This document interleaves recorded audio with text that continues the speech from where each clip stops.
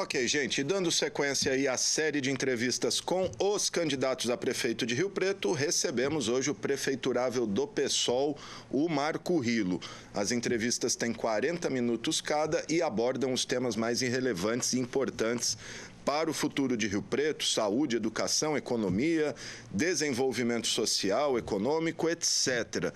O Rilo tem 71 anos, é servidor aposentado da antiga Telesp e é vereador também há 20 anos. Ele tem como vice a advogada Luciana Fontes, do mesmo partido. Lembrando que essa entrevista será reprisada logo mais às 9 horas da noite hoje, né? E amanhã às 7 horas da manhã e ao meio-dia. Ao longo do final de semana, ela também será reprisada junto com os outros candidatos que concederam entrevista esta semana. E já foram entrevistados aqui pela TV Câmara o Carlos Alexandre, PCdoB, Felipe Marchesoni, do Novo, Celi Regina, do PT, Paulo Bassan, do PRTB, Edinho Araújo, do MDB e Rogério Vinícius, do DC. Amanhã será a vez do candidato do PSL, Marco Casale, e na quinta a vez da Coronel Helena, do Republicanos. A TV Câmara aguarda a confirmação aí do candidato Carlos de Arnaldo, do PDT. E, como eu disse, essa entrevista terá 40 minutos que começam a ser contados agora. Candidato, muito obrigado por ter aceitado o nosso convite. E eu começo fazendo a pergunta que tenho feito a todos: por que o senhor decidiu ser candidato a prefeito de Rio Preto e o que o senhor considera que o credencia para a função mais importante de nossa cidade? Obrigado. A gente milita na política desde a década de 70 e vem criando acúmulos, né? 5 vezes vereador, e trabalhei numa empresa, administrei essa empresa, trabalhei 30 anos nela e administrei por 25 anos uma região com 79 cidades, e também fui secretário do Meio Ambiente e Serviços Gerais, onde montei uma secretaria que ela foi criada na época, montei uma secretaria que trouxe diretrizes que até hoje funciona, pode mudar os prefeitos, os mandatos, que a secretaria continua funcionando. Ok. O vereador, candidato, ontem foi divulgada a primeira pesquisa aí, né, realizada pelo site DL News e pela Record TV. Essa pesquisa o coloca em terceiro lugar com 8%. Eu vi que o senhor, inclusive, divulgou uma nota hoje que respeita, mas os seus números mostram outra realidade. Queria que o senhor discorresse um pouquinho sobre isso e se o senhor acredita no segundo turno. Olha, nós fazemos pesquisa porque nós temos uma especialista voluntária do nosso partido em estatística e a gente faz as pesquisas com vários critérios e a realidade mostra bem melhor do que está mostrando hoje. Mas eu não estou duvidando de pesquisa nenhuma. Só que o que deixou assim meio perplexo foi a pesquisa espontânea, onde eu apareço com 1%. Eu sou um cidadão bem conhecido em Rio Preto, 20 anos vereador. Eu acho que essa pesquisa, ou ela tem alguma falha na metodologia, ou tem alguma coisa que deu errado. Com base nesses números que foram apresentados pela pesquisa, teremos segundo turno em Rio Preto? Com certeza teremos segundo turno, porque o prefeito atual, ele já chegou no limite. Apesar que ele tem muito tempo na televisão, ele vai mostrar um monte de obras, mas ele vai mostrar as obras que fez e nós vamos mostrar as que não fez. Então, tem um contraponto aí. Mas eu acredito que ele já estacionou. Eu acredito que segundo turno, com certeza. Ok. Outra questão que eu tenho sempre colocado a todos os candidatos, o vereador, é que é esse período de viés conservador e reacionário que a gente enfrenta aí. E o senhor pertence hoje ao PSOL, que é um dos partidos mais atacados aí por essa ala reacionária. Quero saber como o senhor pretende vencer essa resistência, principalmente aqui em Rio Preto, para conquistar o eleitorado e se eleger prefeito da cidade. Alexandre, eu tenho o privilégio de ter credibilidade. Então, eles vão atacar, cada eleição eles arrumam uma coisa. Eu fui 2 vezes mais votado com eles tentando me destruir dentro das igrejas evangélicas.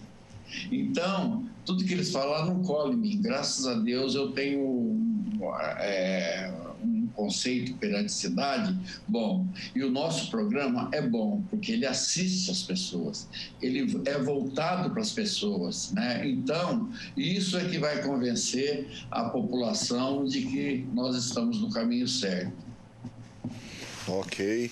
Bom, ainda sobre essa questão partidária, o senhor é um militante, ou era um militante histórico do PT, né? Mas deixou o partido aí por motivos talvez pessoais, inclusive para ajudar o seu filho, João Paulo Rylo. Esse projeto pessoal vale mais que o coletivo? Como que o senhor analisa essa saída do senhor do PT e a militância de uma vida que ficou para trás? Olha, é com tristeza que eu falo, né, que não deu certo a união de esquerda, mas tudo por um motivo. O PT estadual decidiu que as cidades que têm televisão para lançar candidatura. Eu não podia estar num partido que ia lançar uma candidatura própria, sendo que meu filho era candidato por outro partido. Eu não queria ser contado como traidor. Então, como a estadual decidiu isso, os incomodados que se mude. Eu saí e fui buscar meu destino. Mas o PT não sai do meu coração, não. E nós estamos numa paralela no momento, mas a gente vai se cruzar lá na ponta. Ok. O papel da sua vice, como eu disse, o senhor tem uma vice advogada, ela tem 28 anos, se eu não me engano. Quero saber o papel da sua vice na campanha. O papel da minha vice na campanha é de fundamental importância. Minha vice é muito bem preparada, estudiosa e militante. Acima de tudo, quem milita, estuda e busca no debate e aprende no debate. E ela é muito bem preparada. E a Luciana, com certeza, é uma técnica. Ela vai ocupar espaço importantíssimo dentro da do nosso mandato. O senhor é candidato pelo PSOL, a sua vice também é do PSOL. Caso seja eleito, o senhor pretende chamar outras forças políticas para governar, para dialogar? Como que vai ser a coalizão do seu governo? Olha, essa história de coalizão deu no Mensalão, deu no Petrolão, deu de tudo. Só não deu coisa boa para o Brasil. Então, eu vou governar com técnicos, a administração, vou cortar sensivelmente os cargos de comissão, porque nós temos lugar para pôr esse dinheiro, muito mais proveitoso, não vou ficar enchendo a administração de penduricalho e jabuticaba. E vou fazer também, vou encerrar com essa Secretaria de Governo. Eu vou tratar com a Câmara. E a Câmara, ela vai, eu acredito que eu vou convencer os vereadores a nos ajudar a administrar e levar a cidade para o melhor lugar que ela possa ser, aí verdadeiramente para se viver, boa para se viver. Então, eu vou meter com a Câmara, vou valorizar esse poder que hoje sofre demais, com clientelismo, com troca, toma lá da cá. Então, isso aí eu acho, mas eu preciso de técnicos, pessoas especialistas.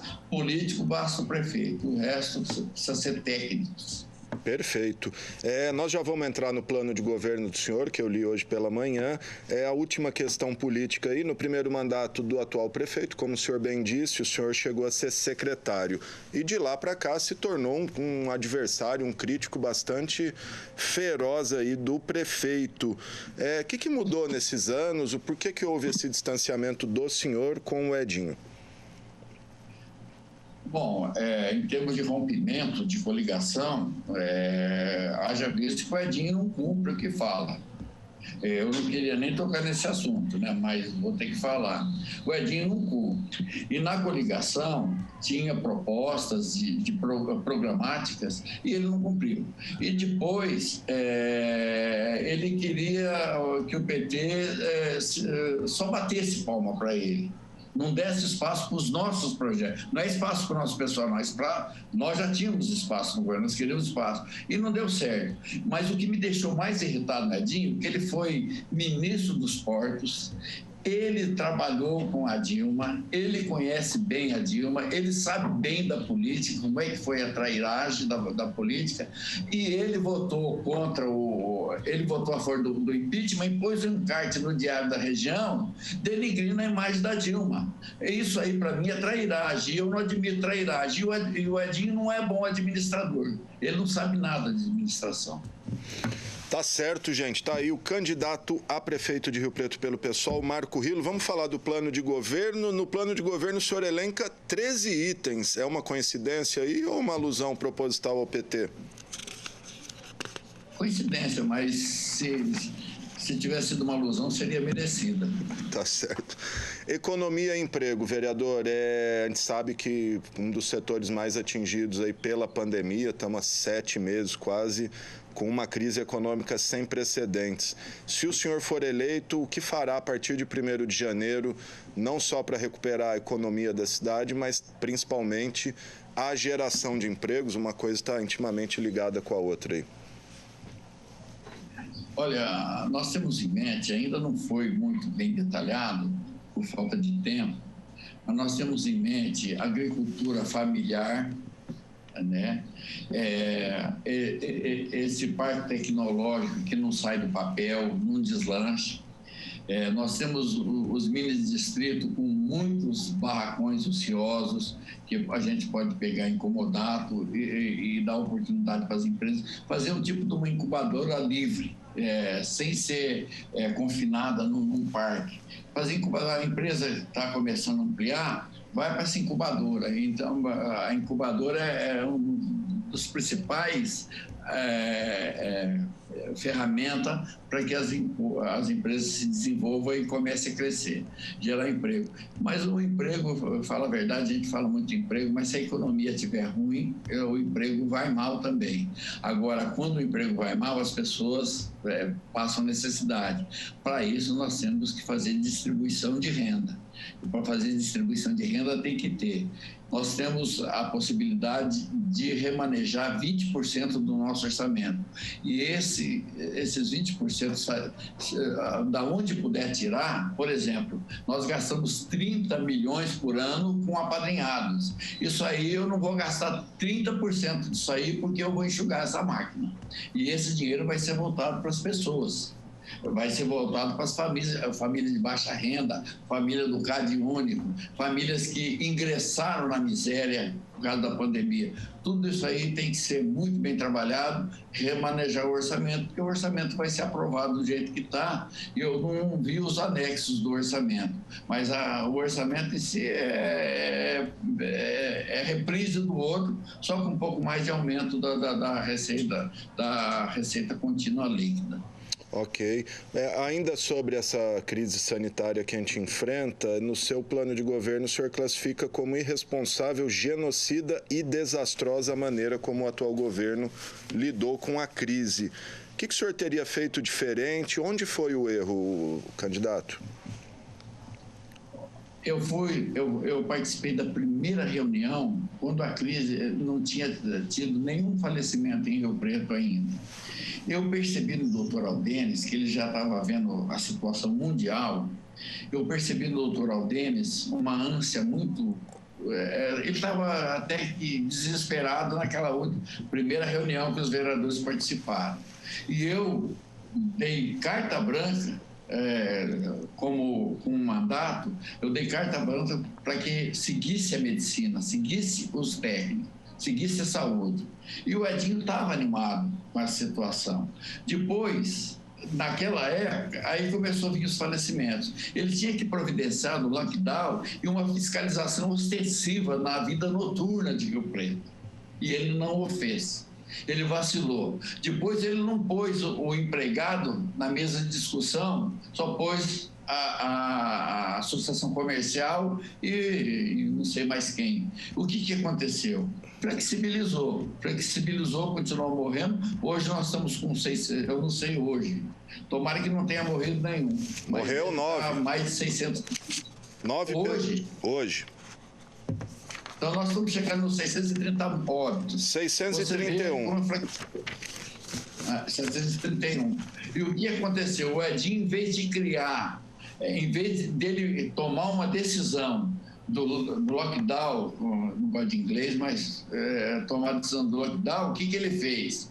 Ele aumentou os leitos de UTI e CTI, mas está morrendo gente nos leitos. Para de aumentar leito e breca a doença. Foi o que fez a China, foi o que fez Portugal, foi o que fez a Espanha, foi o que fez a Itália. Tardiamente a Itália também fez. E não, ele foi amolecendo, e depois ele fez gestões para passar da fase laranja para amarela. Então, você vê que é uma irresponsabilidade, eu chego a tratar como genocida mesmo. Tá certo, tá aí. E sexta-feira agora a gente tem a possibilidade, inclusive, ir para a fase verde. O senhor acha que período eleitoral, a política influencia esse tipo de decisão, candidato? O Edinho sempre tratou assim, ele trata bem os ricos, o pobre ele convence com pão e circo. E acontece que ele tem uma pressão da classe dominante. Só que nós conversamos hoje com o Vignoli numa reunião, o Vignoli disse que não vai passar, não vai mudar de fase, não. Que os dados não estão mostrando que vai mudar de fase. O doutor Aldenes está preocupadíssimo com isso. Só que o doutor Aldenes não é ouvido. Tá certo. Também ainda, não só, mas também pela pandemia, nos últimos tempos a gente tem visto aí uma explosão de pessoas em condição de rua, né, aí pela cidade. É só dar uma volta ali na Represa, Lago 1, Badibacite, Andaló, região do Palestra ali. O que o senhor acha que tem que ser feito nesse caso? É possível resolver esse problema ou essa é uma equação que não fecha, as pessoas querem ficar na rua e não tem jeito de tirar elas da rua? Olha, confesso que eu já vi vários trabalhos com moradores de situação de rua. É difícil, porque ele quer ficar na rua, a gente sabe o sentimento. O que você pode fazer, um tratamento psicológico, uma conversa psicológica para ver se tem algum horizonte, mas quando não tem. Mas se ele quer ficar na rua, nós temos a obrigação de tratar. O ser humano, às vezes, tem um desvio psicológico e ele tem que ser tratado, ele não pode ser abandonado para morrer no sarjeta. Nós temos que tratá-lo. Mas confesso a você, o Edinho não investiu na assistência básica. O SUAS traz um monte de coisa nos projetos e que o Edinho nem na pandemia ele investiu na saúde, nem para matar a fome daqueles desempregados, daqueles autônomos que ficaram sem emprego. Ele não tratou de ninguém, essa que é a verdade. Então, a pandemia para nós foi muito cruel. Ok. Então não tem o que fazer. Tem que fazer a busca e tentar recuperar. Agora, se a pessoa quer ficar na rua, é livre-arbítrio, ela fica. Mas nós não podemos abandoná-la, nós temos que tratar, alimentar, dar banho, dar espaço, da higiene e saúde. Não resta a menor dúvida que tem que ser feito. Isso aí é quem queira que deixe morrer, mas não é o nosso princípio. Perfeito. Falar um pouquinho de mobilidade, transporte coletivo, talvez uma das grandes preocupações aí do riopretense, né? Não só nesse período de pandemia, mas sempre. Linha centralizada, atraso de linha que não atende determinada localidade. Agora estão colocando ar-condicionado em alguns ônibus. Por que é tão difícil resolver esse tipo de problema, vereador? Bom, isso já vem do contrato que o Valdomiro fez, né? A concessão do transporte coletivo já vem lá, que não é muito culpa do Edinho, mas ele poderia arrumar isso aí Só que para arrumar, ele vai ter que subsidiar. Agora, essa história de ar-condicionado em ônibus, numa cidade como a nossa, já era para estar no contrato isso aí. Não tem essa história, aumenta a passagem que nós colocamos. Aí eles fazem aquele carnaval com 10 ônibus que foi colocado. Nós temos 240 unidades de transporte coletivo. Teria que ter todos, cidade não tem mais jeito. A mobilidade urbana, os ônibus com elevatória para o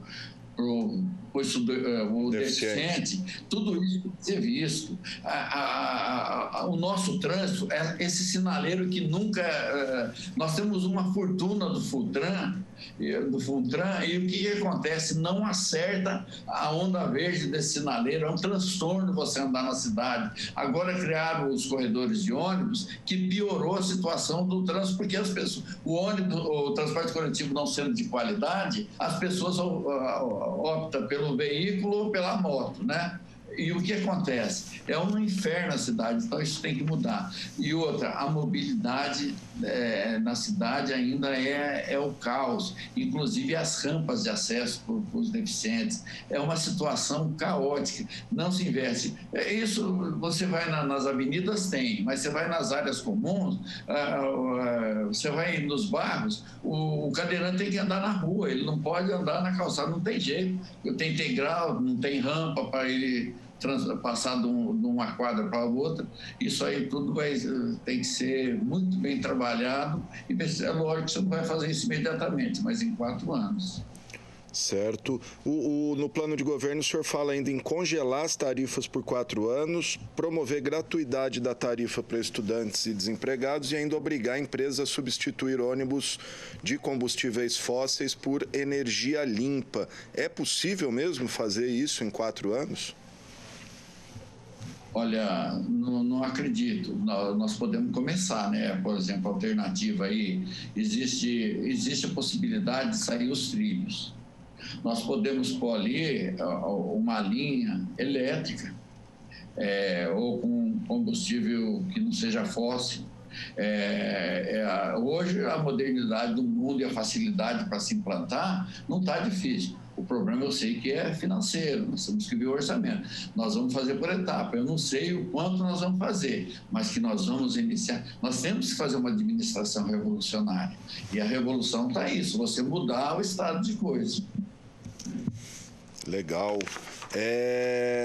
Uma outra crítica que o senhor faz, inclusive, enquanto vereador, é a onipresença da Construeste. Só ela vence licitações de grande porte em Rio Preto. O que o senhor pretende fazer em termos de contratos com essa empresa, caso o senhor seja eleito? Vai ter auditoria? O senhor mantém esses contratos? Como é que fica? Olha, os contratos existentes, nós vamos repactuar. Tenho certeza. Não temos absolutamente nada contra a empresa Construeste. O que nós temos é contra a gestão dos contratos. Haja visto que nós fizemos uma SEI do lixo e pegamos uma barbaridade de irregularidade, a falta de fiscalização, que hoje está com os bens sequestrados a Construeste, o Klinger, uma pena que não pegaram os bens do Valdomiro, mas ele já entregou por outra parte aí, mas e não temos nada contra, todas as empresas vão ter direito. Agora, o lixo já foi falado no primeiro contrato que o Valdomiro fez com a Construeste, que era para abrir em 3, coleta, destinação final e varrição. Não foi feito. Naquela época, que foi 50 e poucos milhões, teria uma economia de quase 10 milhões se abrisse em 3. Porque uma empresa pequena poderia pegar varrição, uma empresa pequena poderia pegar coleta. E o aterro não tem outra alternativa, é a Construeste. Se a Construeste ganhasse os 3, tudo bem, mas seria 3 contratos separados. Infelizmente não foi feito e agora está no Tribunal de Contas, bloqueou aí a licitação, fizeram um emergencial porque não aceitaram que não desmembrasse o contrato. Como o senhor bem disse... Não temos nada com coisa nenhuma. Como o senhor bem disse, Rio Preto é, digamos, refém da Construeste em termos de aterro. O senhor defende a tese daqueles que defendem que Rio Preto deve ter um aterro próprio ou não tem jeito, a gente vai sempre precisar desse aterro particular da Construeste? Olha, um aterro próprio só de Rio Preto, eu não acredito. Mas um aterro em consórcio da região, essa tal região metropolitana que tanto se prega, que o João Paulo fez um projeto, inclusive, da região metropolitana, é importante tentar fazer esse consórcio. Aí sim nós vamos ter uma destinação final com qualidade. Tá? E agora, o que nós temos que implantar urgente, que é barato, é a reciclagem, a coleta seletiva. Por que a Cooperlago e a Ares não são incrementadas? Por que não tem investimento nessas cooperativas para que a gente possa fazer a coleta seletiva, que vai dar emprego e inclusive, vai diminuir significativamente a coleta? Então, tudo isso tem que ser feito. Por que o Edinho não se preocupou até hoje com isso aí? Tá certo. Falar um pouquinho de educação, vereador. O senhor fala no plano de governo que é um desmonte do setor em Rio Preto. Queria saber o que o senhor pretende, caso seja eleito, considerando que a gente teve aí um ano perdido para os estudantes e temos ainda esse desafio, uma incerteza aí na volta às aulas no pós-pandemia. Olha, Alexandre, em relação à pandemia, a gente tem que ver, porque esse ano, basicamente, apesar de estar tendo aulas online, as crianças estão aprendendo mal ou bem, está indo tocando, mas vão ser fatalmente aprovados. Para inglês ver, né? É para inglês ver, né? Para inglês. Pode ser até que tenha uma determinação que repita o ano. Isso aí pode ser uma lei federal ou uma determinação do Supremo. Agora, a educação nossa, nós vamos tentar significativamente acabar com a evasão. Cada criança que você volta para a escola é um triunfo. E como você acaba com a evasão? Fazendo busca social, vendo o que é o problema. A criança faltou uma semana, tem que fazer visita. Para isso, nós vamos contratar assistentes sociais e um pedagogo dentro da escola. Cada escola vai ter isso, que vai fazer visitas e ver a situação da família. Se for uma situação de miséria, uma situação de descontrole financeiro, aí nós vamos... o Conselho Tutelar, que nós vamos criar mais um, vai tomar medidas e aí vai para assistência para ver o que se pode fazer em termos financeiros para essa família. Agora, se for desencontro, desagregação familiar, aí tem que tratar com a psicologia, mas nós vamos tentar acabar com a evasão escolar. Outra coisa, valorizar o professor. Valorizar o professor, não. Agora eu vou falar geral, tem que valorizar o servidor público. Quando você valoriza o servidor público, você está valorizando o cliente interno, o teu cliente interno. E você valorizando o teu cliente interno, ele vai atender bem o cliente externo, que é o munícipe, que paga. Você compreende? Isso tem que entrar na cabeça da coisa. E outra, criar uma escola de treinamento, um centro de treinamento para servidor público e terceirizados que forem contratados pela prefeitura. E na educação nós vamos dar o que hoje a Câmara negou uma emenda para fazer as aulas de atividade, que isso aí desmotivou os professores, e fazer as escolas voltar a ser vibrantes. As escolas têm atividades, aí tem que ter um envolvimento com a cultura, com o esporte. Tudo isso é fácil quando você motiva as pessoas. Se você não motiva, a pessoa vai fazendo aquilo automático, não tem prazer em fazer. Vê a escola de agora, vê a escola da década de 80 e a escola de hoje, a diferença. E talvez o salário fosse o mesmo, mas infelizmente não tem motivação. E não tem quem tenha vontade de motivar. Então, nós temos essa disposição de motivar. O senhor pensa em retomar aquelas como chama? Aquelas Olimpíadas que houve, o senhor citou anos 80 aí, a Infantíades, Rio Pretíades, competições entre escolas aos finais de semana. Mas não é só esporte, não. Teatro, sim. A cultura, de uma forma, música. Se você interagir uma escola com a outra, o aluno começa a pegar amor na escola, ele começa a sentir ali a comunidade dele. E isso é vibrante. No tempo do Manuel Antunes, nós fizemos isso aí com Manuel fez isso com talento, com vontade e com dedicação e financeiro, lógico. E tinha uma dinâmica muito bonita. E isso, com certeza, nós vamos fazer para que volte essa vibração. Falar um pouquinho de gestão, vereador, o senhor falou no comecinho da sua fala de reduzir comissionados, hoje temos 226, se eu não me engano. Queria saber para quantos o senhor pretende reduzir e, aproveitando também, o senhor fala de plano de cargos, carreiras e salários, queria saber o que o senhor pretende com isso e a questão da Rio Preto Prev aí, a gente tem um déficit quase bilionário, né, na Rio Preto Prev, como contornar, como equacionar esse déficit? Bom, primeiro com relação a apadrinhado. Existe um quadro técnico que é necessário. Se você contar, vamos só aí um quadro técnico de 4 por secretaria, vai dar em torno de 80. Estou falando uma média, pode ser que secretaria tenha mais, secretaria tenha menos. Tá? Então, você enxuga esses candidatos a vereador aí que está tudo com cargo prometido para viabilizar a legenda aí, isso aí vai cair por fora. Candidato a vereador que não tem profissão, que não é técnico, nada, ele vai, depois da eleição, vai trabalhar. Não existe cota para partido, existe técnicos.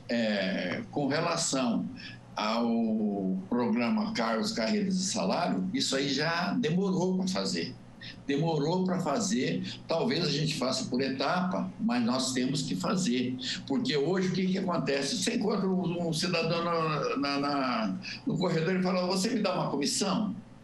Pai, que papo é esse? Me dá uma comissão. Aí põe ele lá de chefe de setor, comissão é um cara despreparado. Outra coisa, o cara é agente administrativo. Ele não está operando bem, em vez de treiná-lo num centro de treinamento, manda ele para outra secretaria. Não faz nada no prontuário dele que ele lá não quis trabalhar, ou que ele é incompetente, ou que precisa ver onde ele se adapta melhor. Aí a pessoa fica vagando. Tem gente aí que vagou de 10, 15 secretarias aí e até hoje não se acertou. E isso aí tem que acabar. A pessoa que mandar deixar um servidor público à disposição, ele tem que explicar por quê. Porque aí nós vamos treinar o servidor público e mostrar a razão. Aí vai ter até processo administrativo. Isso aí, nós não podemos brincar com dinheiro público.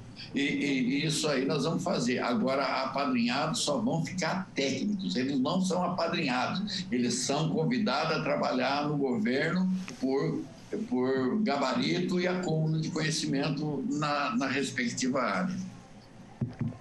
E a Rio Preto Prev, o senhor Rio Preto Prev é um caso sério e honestamente, nós vamos ter que fazer aportes. Apesar que a imprensa faz uma crise, se não fizer aporte, nós vamos pagar mais tarde lá fora, porque vai quebrar Rio Preto Prev. Nós temos que fazer aportes, quanto mais possível, dentro da possibilidade do orçamento. Agora, nós temos que vender os imóveis, o patrimônio aí que está ocioso, criando mato, criando sujeira na cidade, tendo que fazer calçado, tendo que dar manutenção. Nós podemos fazer leilão, licitação disso e começando a passar esse patrimônio ou dinheiro para Rio Preto Prev. O Valdomiro vendeu a chácara municipal, que era uma área muito boa, e já passou alguns imóveis também, outros imóveis radinhos, e isso aí talvez vai sanando o problema. Só que nós vamos ter problema sim com a Rio Preto Prev e precisa ser estudado profundamente os atuariais que não bate, o do Banco do Brasil não bate com o atuarial contratado pela Rio Preto Prev. Tá certo. Falar um pouquinho de cultura, né? Outro setor aí bastante afetado com a pandemia, o primeiro a parar, o último a voltar, etc. E no seu plano, entre outros, o senhor fala em criar uma Bolsa Cultura. Como que seria isso? Quem teria direito? Qual o valor? De onde sairiam os recursos? Já que também o senhor promete muita coisa para a cultura, construção de cineclubes, centro cultural, museus e outros aparelhos e eventos. E aí eu também finalizo se o senhor se compromete a elevar o orçamento para 1%, que é o mínimo que a categoria reivindica. Nós queremos aumentar até mais isso aí ano a ano, né? Por exemplo, Alessandro, aqui não vai nenhuma retaliação, mas, por exemplo, você acha justo a cultura ter 4 milhões Está no orçamento desse ano, 4 milhões e pouco. E a comunicação gastar em 2019 R$ 4.560.000 com campanha institucional, propaganda, bancou jornalzinho de vila, bancou revista de consultório, bancou jornal, bancou televisão. Você acha justo isso? Seria 8 milhões para a prefeitura e a rádio educativa fazer o programa institucional. Nós vamos também fazer o Diário Oficial eletrônico, que também já não sei qual é a renda, mas vai ter. Já vai diminuir também os apadrinhados, que é uma renda. Você vai vendo, eu li o orçamento de 2021, apenas o projeto de lei e a repartição. Mas eu tenho certeza, a hora que a gente chegar nos anexos, você vai ver que pode enxugar muita coisa que não precisa fazer. Por exemplo, o Edinho fez esse mundaréu de obra que ele fala aí. Você sabe que o Valdomiro, nos 8 anos dele, e o Edinho nos 4 anos deles, eles endividaram o município em 746 milhões, quase 1 bilhão. Fora as emendas, fora repasse, eu estou dizendo dinheiro emprestado, que nós vamos pagar. Então, a pessoa falar que fez obra, que fez aquilo, fez anel viário, fez tudo fiado, numa irresponsabilidade muito grande. Então, nós precisamos ver esse endividamento também, que isso aí prejudica sensivelmente a receita contínua do município. Então, você vê como você vai arrumar dinheiro para fazer as coisas. É só você ter objetividade no teu orçamento e saber o que você quer para a administração. Certo. E a questão desse Bolsa Cultura, o que seria exatamente? Para quem seria? A Bolsa Cultura é o seguinte: você não pode, por exemplo, se faz uma instituição com vários grupos de artes. Essas pessoas têm que ter algum incentivo.